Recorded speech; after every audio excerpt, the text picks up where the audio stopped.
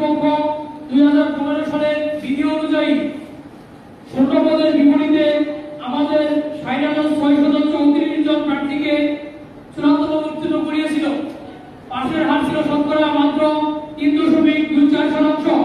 এই কঠিন প্রতিযোগিতায় 3 ধাপে উত্তীর্ণ হওয়ার পরেও গণবিজ্ঞপ্তিতে বিষয়ভিত্তিক শতভাগ শূন্যপদ যুক্ত না করা এবং পূর্বের সুপারিশ প্রাপ্তদের বারবার আবেদনের সুযোগ দেওয়ার কারণে আমরা ইতিমধ্যে 2 বার সুপারিশ বঞ্চিত হয়েছি।